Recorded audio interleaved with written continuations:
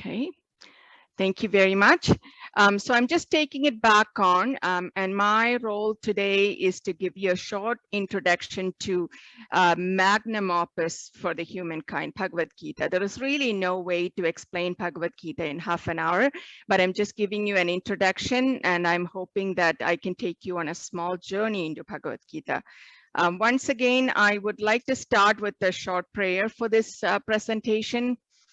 Kasturi tilakam lalada palage vakshastale kaustubham nasagre navamauktikam karadale venum kare kankanam sarvange harichandanam chakalayam kanthe cha muktavalim gopastri pariveshito vijayate gopala chudamani. So all salutations to Gopala, the wonderful Krishna, beautiful Krishna, you know, who is adorned with kasturi on his forehead and kaustubha jewel on his chest. He is in all his glory among the gopis. So all thanks to Krishna for this wonderful opportunity to introduce the magnum opus of Bhagavad Gita. So just as a disclaimer to start off, you know, I am not an expert in anything. I am just a humble learner of Bhagavad Gita. I've been fascinated with Bhagavad Gita for years and years, and I'm trying to, you know, maybe touch on the beauty of Bhagavad Gita a little bit today. So I may make mistakes. Please let me know if I did make any mistakes, and so that I can learn from you. This is a joint path of learning. Please let me know. So just to give you a small introduction, you know, into Mahabharata, you know, Bhagavad Gita is a part of Mahabharata. So just to start off, you know, one of the greatest crimes that our colonizers have done to us is that they made us believe that these were mythologies. They are not mythologies. These are actual events that happened. Archaeologists and excavators have excavated, and we know the timeline for Mahabharata. It happened more than 5,000 years ago. So first and foremost, I'm hoping that we can all change the terminology from mythology to actual Puranas or Itihasas when we talk about Mahabharata and Ramayana. So Maharishi Vedavyas, who is the author of Mahabharata, lived at the same time as, you know, as when this happened. The epics of you know, the events of Mahabharata happened. So he actually visualized, or he was a part of this event. So Mahabharata basically is a story of two brothers. I mean, if you kind of put it simplistically, it is Dhritarashtra and Pandu. So Dhritarashtra, the blind king, married Gandhari, who's the princess of Gandhara Desha. And Gandhari, you know, I mean, Gandhara Desha currently is in Pakistan. So as you all know, Gandhari decided to blind herself after her marriage to Dhritarashtra because her husband could not see, which may have been one of the mistakes that she had done, you know, and which changed the events. So Mahabharata is also a story, apart from being the story of two families, it is also a story of cause and effect. The consequences of action, every action that you take, every feeling, every emotion that you may have has consequences. It is like the butterfly effect that we talk about. So, you know, so the events, each decision every person make has you know, has an effect later on in life. So just going back to the brothers, Dhritarashtra married Gandhari and Pandu married the two princes, Kunti and Madri. So Dhritarashtra and Gandhari had 100 sons and a daughter. And Pandu and Kunti and Madri, they had 5 children altogether who are not known as the Pandavas.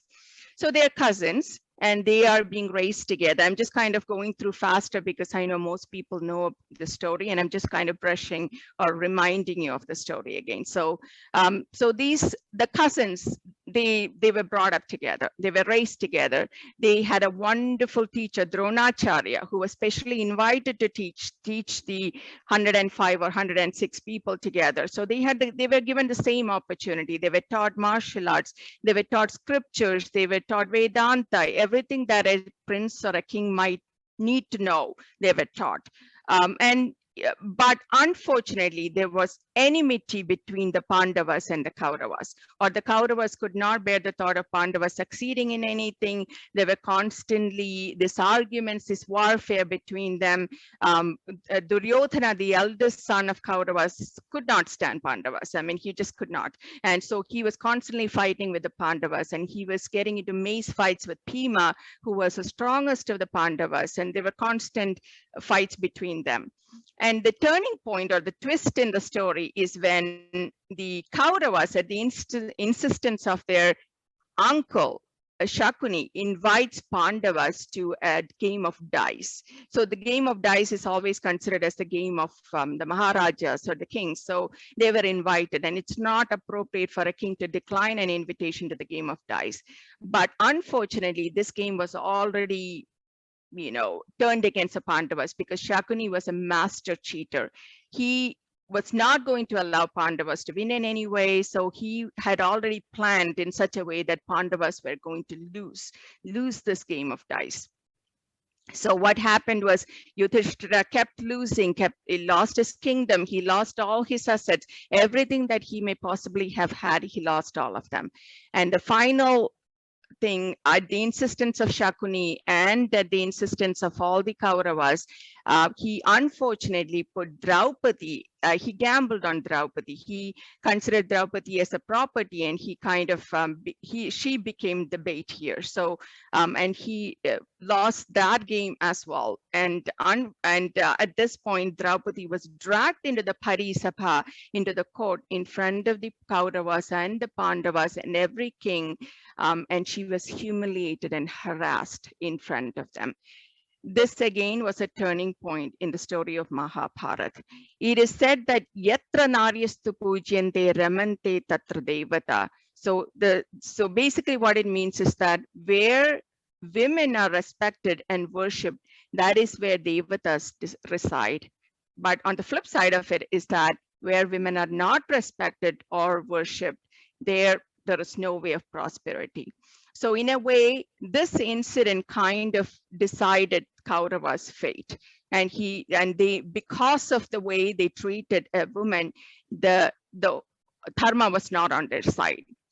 So at the end of the game of dice, there were no, again, the Dronacharya or Bhishmacharya, nobody interfered, nobody protected Draupadi except for Bhagavan Krishna. He was the one who protected Draupadi at that stage. So at the end of the game, they negotiated with Duryodhana, and Duryodhana decided that, okay, so since you have lost the battle, you guys need to go into exile for 13 years. That is 12 years of exile in the Kamyaka forest and 1 year incognito. So the 13 years passes. They went through all kinds of suffering, and at the end of 13 years, they come back. And they come back and request Duryodhana, give us back our kingdom. This is rightfully, it's our kingdom. So give it back to us. Duryodhana was like, no way am I going to give you the kingdom. This is my kingdom. You lost the game. You're not going to get it. At this time, Dronacharya and Bhishmacharya, everybody tried to put some sense into him. Please give them back what's their due. And he still refused. So that's where Bhagavan Krishna comes in as the diplomat. He's the intermediary, and he is someone who's respected by both Kauravas and Pandavas. And so at Pandava's request, Bhagavan Krishna comes as the intermediary. He's the ultimate diplomat. So he tries very hard to prevent a war. All through our scriptures, it's very clearly stated that a war should be avoided by any means, because a war does not help anybody. It does not, there's no winner, there's no loser at the end of the war. We know that even now when countries go into war, there's who loses, who wins. There is no, nothing positive comes out of it. So Bhagavan Krishna tries all his diplomatic skills, negotiation skills, and tries with Duryodhana saying, okay, you don't want to give the full kingdom, give them a part of the kingdom. No. Give them 5 villages. No. And give them 5 houses. No. Then give them 5 rooms. Maybe they can live happily in that. Even to that, Duryodhana said no. And at this point, there was no other way other than to proceed with the war. So at this point, they decided that, okay, war has to be, we have to proceed with the war, because otherwise Pandavas don't get anything of their share. So, they are proceeding with the war. And again, there is an incident that happens in between. After the war was decided, Krishna was sleeping one afternoon, and Duryodhana, and he knew that Duryodhana and Arjuna will be coming requesting for his help for the war. And so he was sleeping, and the chieftain of the Narayani Sena, Satyaki, lets them in. That is Duryodhana and Arjuna. And so they come in, and Duryodhana, in all his ego and pride, decides to sit beside Bhagavan Krishna's head. And Arjuna, all offering devotion to Bhagavan Krishna, sits at his feet. So obviously, when you're sleeping and when you're waking up, you look towards the feet, and the first thing Krishna sees is Arjuna. So and so Duryodhana say, hey, I'm also here asking for your help. So Krishna, it gives them an option. There are two options here. One is, I could be a part of your army, but I will not be taking a weapon. I will not be an active participant in the war. Or one person can, or one team can have the Narayana Sena, which is a big army, well-trained army, and they could be a part of your team. So it's up to you. And Duryodhana, the Mudha that he was, I mean, I've heard, I don't know Sanskrit, but I was told that Mudha is the ultimate swear word in Sanskrit. That means the ignorant fool. So basically, Duryodhana was the ignorant fool, and he said, okay, I'll take the Narayana Sena because it's a larger number. And Arjuna was very happy to have Krishna on his side. It is said that Yatho Krishna Tatho Jaya, where Krishna is, that is where the Dharma is. And where Dharma is, that is the ultimate winner. So Krishna went with Arjuna. So the actual war of Kurukshetra. So after much negotiation, the Kauravas and Pandavas decides on the flat land of Kurukshetra as the battlefield. They had gone to different places, so they decided on Kurukshetra because it is a flatter land and there were mountains on the side. So it was easier to have a war there. And they had very strict war rules. I mean, some of the war rules were that it could only be, people can only fight from sun up to sundown. You should not be hurting animals who are not actively engaged in warfare. Land should not be pillaged. If you can only fight with a person who has the same weapon as you. So very strict guidelines and rules for the war. So here is where I would like to take you on a journey of imagination. If you want to close your eyes, obviously I can't see any of you, but if you want to close your eyes and imagine the two wars. I know in the picture it shows as if they are very close together, but it is a big land. It's a very big land. One side is the Kauravas and one side is the Pandavas. And here is a chariot driven by Krishna, and the majestic Krishna. He's wearing the yellow Angavastra, beautiful crown, beautiful peacock feather on his hair, all smiling, full of energy and joy. And behind him is Arjuna, who's the master archer. He is full of energy to fight this battle, which is to get his due. Basically, that's, and they're coming in, the dust rising. And so he comes and joins the chariot driven by Krishna, comes and joins the Pandava side, and the other side is the Kaurava side. So this is the moment when Arjuna looks aside, so he can't really see the Kauravas properly because it's at a bit of a distance. So he says, Krishna, can you please take me to the middle of the battlefield? So it's a Senayor Upyor Matye. Can you please take me to the middle of the battlefield so that I can see who I'm fighting with? Sorry, I need to get a glass of water. So that I can see my opponents. How do I fight? I need to see them, So Krishna obliges, Krishna drives the chariot to the middle of or closer to the Kauravas.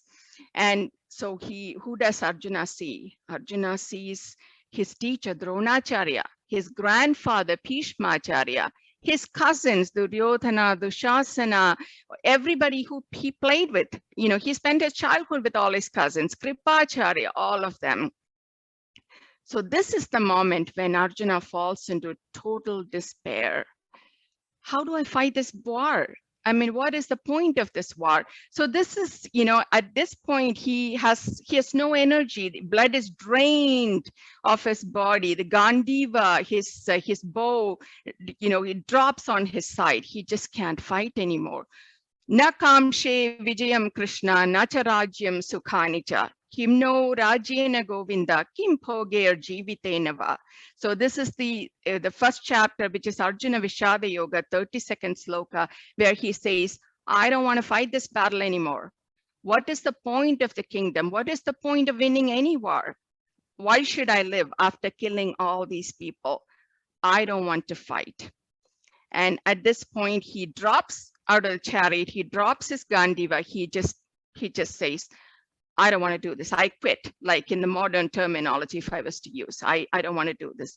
And that is where Bhagavan Krishna gives him the ultimate message, and message that is needed, at any time of the day, any time for a human being, for any, to help you at the greatest moment of despair. Bhagavad Gita will help you through. So basically, and even then, Arjuna is given the message only after Arjuna asks the questions. So the Gita is a dialogue between the warrior prince Arjuna and Bhagavan Krishna, who was serving as a charioteer. So it is a song of Bhagavan, and it answers any question an average mortal may have. Any moment of despair, any moment of depression that you may have, Gita will give you the answer. Gita will give you the answer for every little question that you may have. It is a universal message. It is a Bhagavad Gita is being taught in multiple universities at the present time. It's a management treatise. It is an administrative treatise. It teaches you different ways to live a fulfilled life, a life in harmony with Dharma and spirituality inbuilt in every step. It is bringing divinity into your own life. You can live life with Bhagavan in your heart every second of the day, every moment of the day. Everything that you do is an offering for Bhagavan. And how to live life with self-discipline and self-perfection. And like I said, it offers solution to all problems. It is a practical guide, and it guides and directs everybody who are dejected, depressed, helpless. And also it helps you to attain Bhagavan every moment of the day. Gita is actually a poem in 18 chapters. It has 701 slokas, and it is a part of Mahabharata, which has 100,000 slokas. It is written in Sanskrit, and it has been translated into 175 languages. And like I mentioned before, the setting of Gita is in the actual battlefield of Kurukshetra. Kurukshetra also means the field of righteousness. It is our battlefield. I mean, Arjuna's questions are all for us. And it is a question of living, how to live a fulfilled life, how to bring in divinity into our life, how to bring, how to ensure that we are following Dharma at all times. So our life is a constant turmoil between positive and negative impulses. It is between the pleasant and the better, between our likes and dislikes. And how do we navigate all this? It is like a maze. Life can feel like a maze. Sometimes, we lose people. Sometimes we lose our jobs. It could be that things don't work out the way we want to be. But even at that moment, Bhagavad Gita could be the answer, can give you the answer and kind of take you through towards positivity. So Arjuna's despondency is our despondency, and his questions are our questions. So as we read the Gita, it is like we are in communion with the Bhagavan, with Krishna. So in every which way, Gita is filled with symbolisms. It's a Gita, just like any of our scriptures, should not be taken just verbatim. There is always hidden messages, divine messages hidden in every sloka of Gita. And it's fantastic. I mean, to think more and to understand more about Gita is like, I don't think anybody can understand it completely in a lifetime. So Gita can be considered as a discussion of the Jivatma with the Paramatma. Arjuna being the Jivatma and Bhagavan be the Paramatma. And Jivatma, when you seek, that's when you get the answers from the Paramatma. So, and having Bhagavan as a charioteer of a life, if you can imagine our life being the chariot, then having Bhagavan Krishna as a charioteer, you cannot go wrong. You will only go towards dharma. There is no other way. If every second your conscience is seeking guidance from Bhagavan Krishna, there is no way that we can go wrong. And the horses of the chariot driven by the Lord also symbolizes sense organs. So again, if you have control over sense organs, which is the one that gives us the good and the bad, the happiness and the sadness. Like Chinmaya Swami always says, we tend to run away from sadness without knowing that the sadness is also going to follow you. There's no way that we can escape that. But if you can immerse yourself in life without the entanglement of life, then you live a full productive life. Yes, you do get sad with certain events, but at the same time, trying to realize that this is a small point. This is not going to be my entire life. Another day will come where the goodness will also come, where the happiness will come. The same way with the happiness too. We are happy today, but the next day, there could be sadness. To understand that happiness could also be short-lived.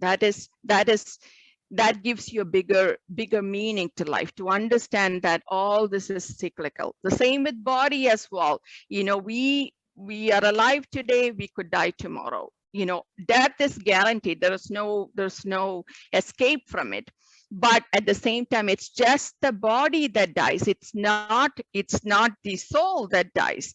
And in the second chapter, which compiles the entire Gita, if you look at it, it's the only reason Bhagavad Gita progresses is because Arjuna kept asking more questions. If not, the entire message of Gita is in second chapter.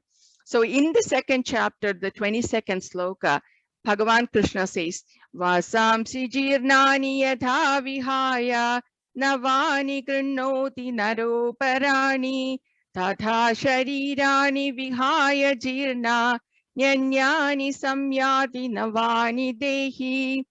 So all Krishna is saying is that the soul never dies. What are you afraid of? The body dies, but then you could be moving on to another life. So what exactly are you worried about? So it's very clearly stated, it's just like changing our clothes. Today I'm wearing this today. Tomorrow I'm going to change into something different. So why are we worried about these things? So it's very clearly indicated, that there's no reason for us to be sad or upset. If you look at Bhagavan Krishna's life, I think, I'm shamelessly plagiarizing here too. So it's, Bhagavan Krishna's life was filled with difficulties. He was born in a jail. He had to go to his adopted parents. He had to fight with his uncle when he was barely a child. He had to negotiate. He had to be diplomat. He had to take on so many roles. But all of this, he did with a beautiful smile on his face. He lived through, and that is an example for all of us. Bhagavan Krishna is a complete avatara, and he teaches us the message, follow me, do it the way I'm doing. Maybe it's a follow the leader kind of thing. So in a lot of ways, the horses of the chariot driven by the Lord is symbolizing the sense organs, which basically says that if you have control over sense organs, then there is nothing can go wrong. And also the first sloka by the blind king Dhritarashtra, the first sloka starts by Dhritarashtra, and the last sloka of Gita is by Sanjaya, who has divine vision. So in a way, it is also symbolizing the movement from blindness to the vision, to divine vision. So blindness does not mean pure blindness, not being able to see with the eyes, but it is also understanding the Supreme. If we don't understand the Supreme, then we are blind. If we don't understand Bhagavan, then we are blind. So Dhritarashtra, in a lot of ways, even though he listened to the entire Gita, when Sanjaya repeated it, he did not understand it. He was still blind. And Arjuna heard it and he imbibed a lot of this message, but unfortunately he had to hear it again later in his life, which is called Anugita. But coming back to Bhagavad Gita, so Sanjaya had divine vision, and he was another person who listened to the whole of Bhagavad Gita. So Bhagavad Gita's central message, it is kind of condensed version of Vedas. So it is giving you information on what we truly are. Who am I? What am I? So I've heard instances of where Vivekananda Swami used to tell his disciples, if only you knew who you are, who you truly are. So it is finding who I am. I am not this body. I am not this mind. I'm not this intellect. I am the soul. It has transcended through multiple births, and it will go through multiple births again. But my ultimate purpose is to reach Bhagavan, the Supreme, to attain moksha. So to know how superior we are. I'm talking about the soul, which comes with so much knowledge from past birth. Krishna very clearly indicates it's only that I remember all my previous births or previous avatars, but you don't, which is a reason we keep searching. So Bhagavan Krishna, through Bhagavad Gita, talks about 3 ways to reach him: Bhakti Yoga, Karma Yoga, and Jnana Yoga. So karma yoga, most of us are karma yogis, because in this samsara, we have to live a life where we have to work, we have to do the chores in the house, the drudgery of daily day-to-day living. But if we submit every action that we do to Bhagavan, then it is karma yoga. So if I have to study today and I'm then saying, Krishna, I submit myself to you, this is for you, then that is karma yoga. It's a path of selfless action. And so any puja that you may do, all of that is part of karma yoga. Bhakti yoga is the path of devotion. Its mind is engaged there, and it is japa, anything that you may do in terms of puja, japa, and praying, all of that is bhakti yoga. And jnana yoga is the path of knowledge, the intellect, and dhyanam, constantly thinking about Bhagavan, constantly submitting yourself to Bhagavan, all of that is jnana yoga. So the solution is to be free from desires, an intellect free from desires, a mind free from expectations, body free from sensual demand. That is basically the path that we should be taking. So just a quote from Swami Chinmayananda Swami, it's the spirit of Advaita is not to keep away from anything, but to keep in tune with everything. Once again, it's totally immersed in what you're doing, but not getting entangled. So the action is the dynamic and the conscious work to reach a specific goal, and immersion again without entanglement. Unaction is the attitude to seekers walk in the path of renunciation and knowledge, action without expectation. Even if I'm to do something, there is no expectation. I am not expecting anything. I'm doing my job to the best way possible. And I leave it to Bhagavan. Then who am I to blame anything or anybody? And that is the path we should be taking. And moksha is not freedom from action, but freedom in action. While you are immersed in the action, you are separate from the action. You are not completely entangled again. That is the path to moksha. And so it's the right action, having the right attitude. What should I do?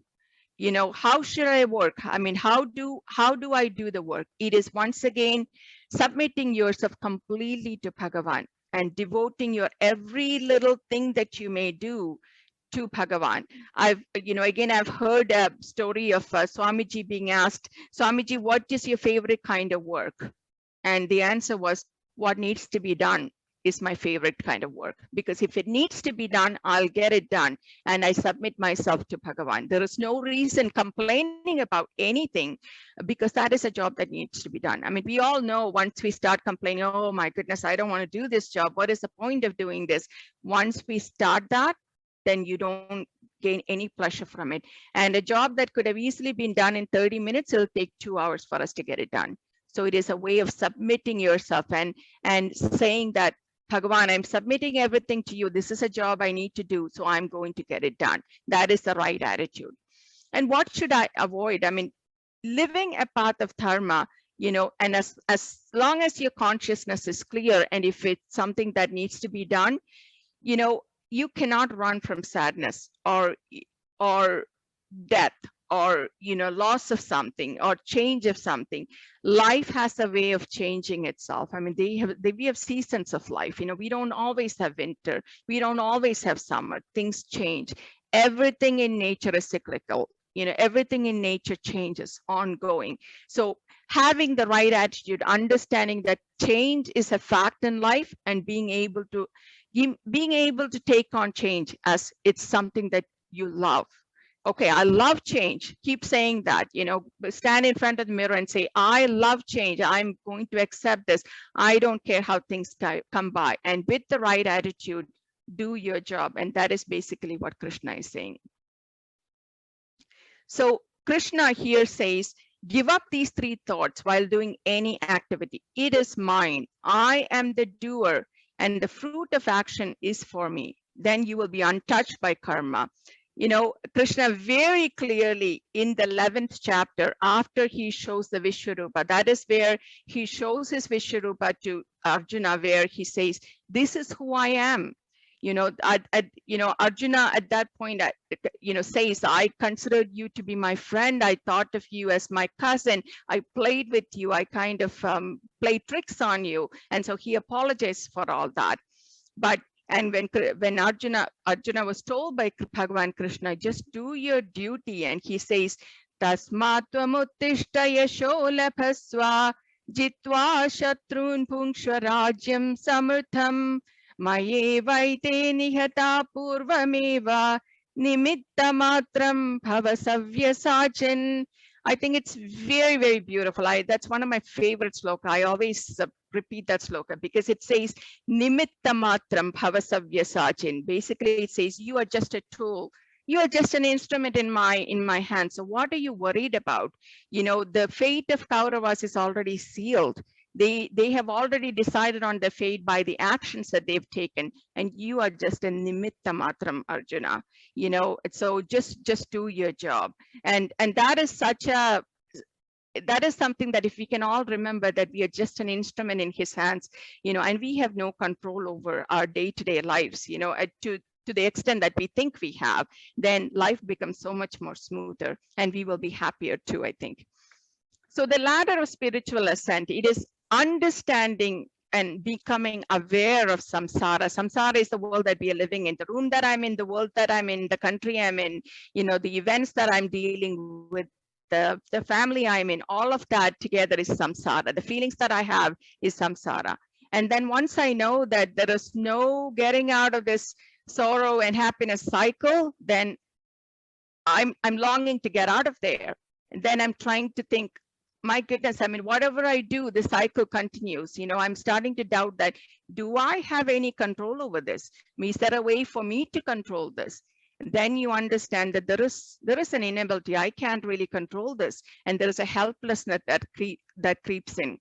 And that's when you surrender yourself to the one who is the ultimate. It's a sharanagati. I submit yourself, Bhagavan Krishna, to you. And there isn't any other way for me to find a solution and for me to get moksha. So I'm completely immersed in your thought. I'm completely submitting yourself.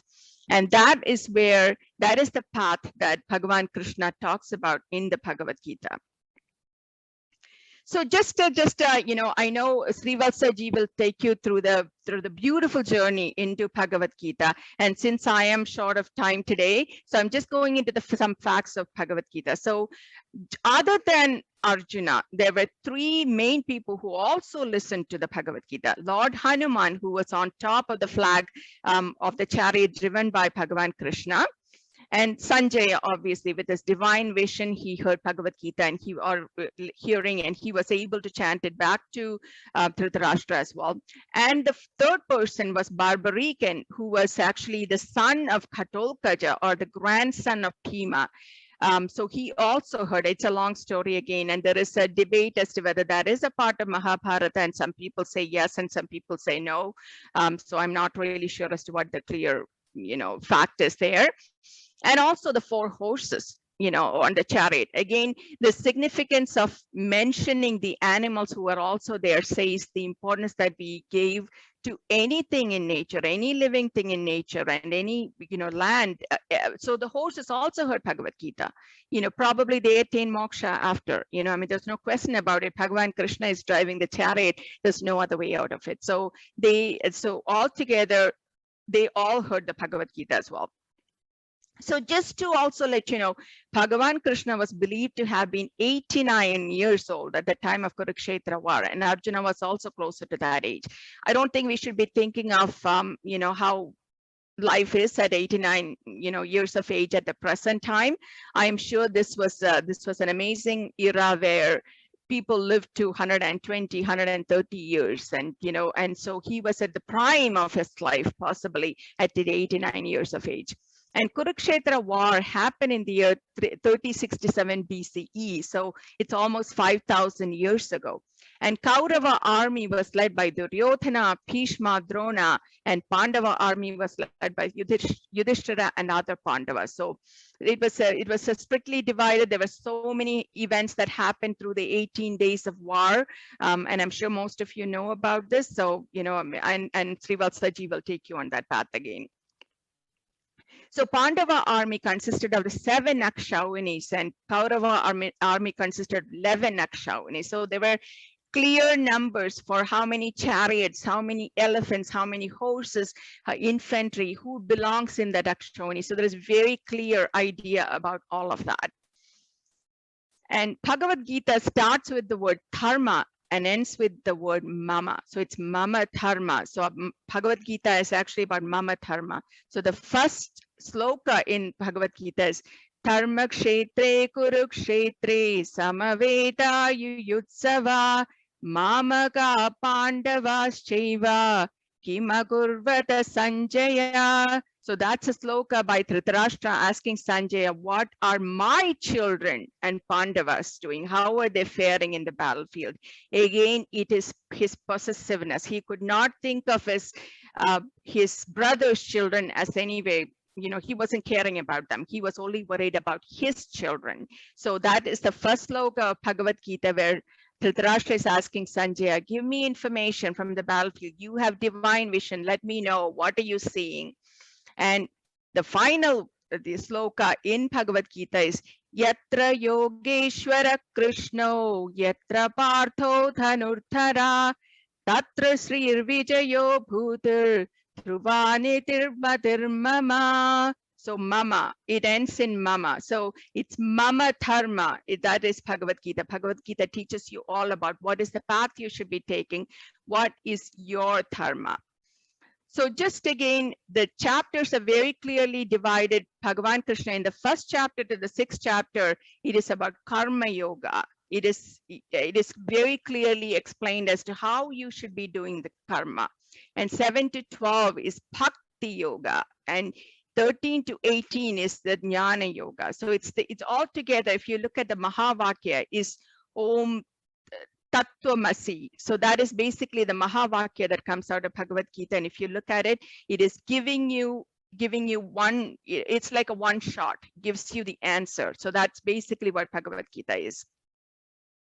And in Bhagavad Gita, or throughout Mahabharata, Krishna takes on several roles as a friend, as a teacher, as Sri Krishna, the person, Ishvara, and Parabrahman. So Arjuna, for most of his life, thought of Krishna as his friend, as his playmate. They played together, they had fun together. And so at the battlefield, that's when he realizes that Bhagavan Krishna is nothing less than, he is an avatara of Mahavishnu. He's Bhagavan. That's when he realizes, when he sees his Vishwarupa, Arjuna is so scared because he can't fathom how his friend turns into this majestic, superb Bhagavan in the middle of battlefield. And visualizing Bhagavan at that moment gives him an understanding that all this time I've been with Bhagavan and I could have learned all these lessons, but I never asked. So Bhagavan, nothing is imposed by Bhagavan Krishna. It's only when you ask that you get the answer. So it's on us to ask the teacher so that we can rightfully learn. I mean, we know as children or students, if they are not interested in learning, you don't learn. I mean, you can drill it into them, they're not going to learn. It's the same way. When that question comes from within, Bhagavan gives you the answer.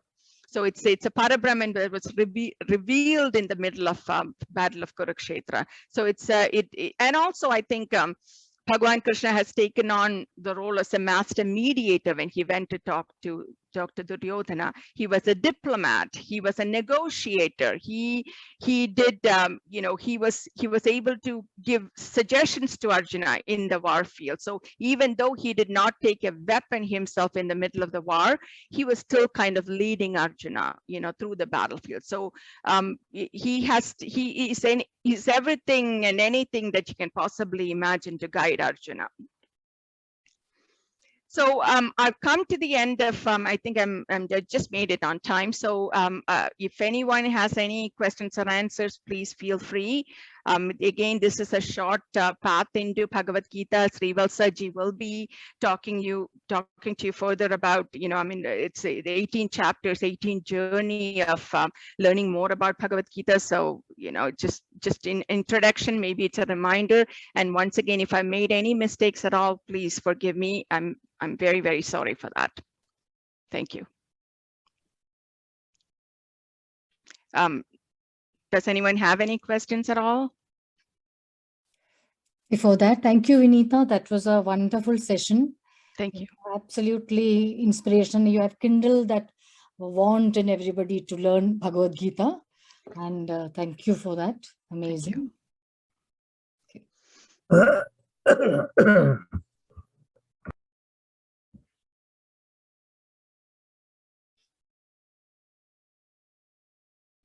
Looks like everybody's excited to learn further, and and there are no questions at the present time.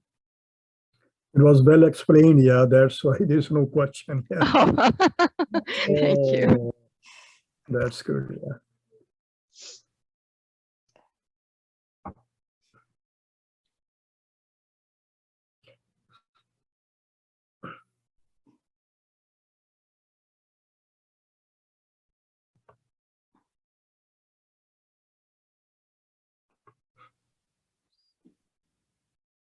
So if there are no other questions, then maybe we can finish off. Srivalsaji, anything, any statements or anything that you want to make, or to close off?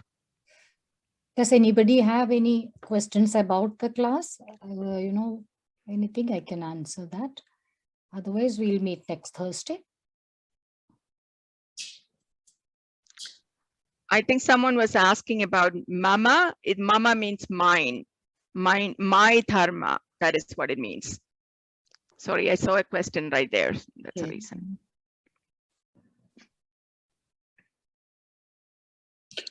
Quick question. I want to know, how do you introduce younger children, not very young children, but teenagers and young adults who've not been exposed much to Bhagavad Gita and other stories at a little later stage? How does somebody have any experience to share with on that? I can give you my own personal example. I have 2 children as well. So basically what we have done is, we have family dinners together. At that time, we do discuss scriptures, scriptures and anything pertaining to their questions, and we usually kind of give examples from Bhagavad Gita or Mahabharata or Ramayana. We kind of slowly introduce them to that. And the other thing is, we have, for gift, we have given Sri Swami Chinmayananda's Gita, Bhagavad Gita as a gift to them, and I kind of encourage them to read 1 sloka per day. If they have any questions, they can come and talk to us. That's basically how we have done that. I think in a way you have to have some kind of discussion about all of these things when they're younger, or else teenage may be a bad time to catch them. It's not easy. It can still be done, I'm hoping, but it's better to introduce them early on so that it kind of slowly grows with them. But introducing these books would be a great way to do it, I think. Okay, so the Bhagavad Gita by Swami Chinmayananda Swami would be a good one. Chinmayananda.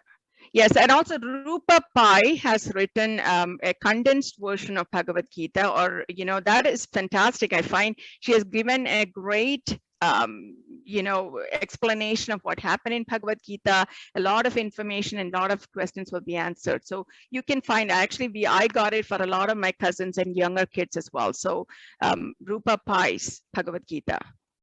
Okay, thank you so much. No problem. Anything else at all?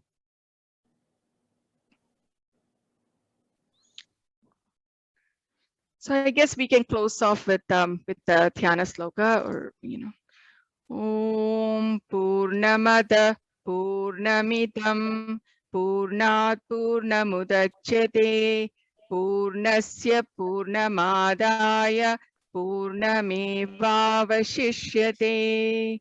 Om Shanti Shanti Shanti.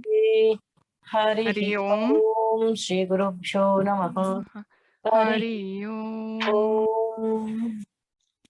So thank you very much, everybody, for connecting, and have a fantastic night, evening, and you take care, and wishing you all the very best. And, you know, hope you all have a fantastic journey into the Bhagavad Gita.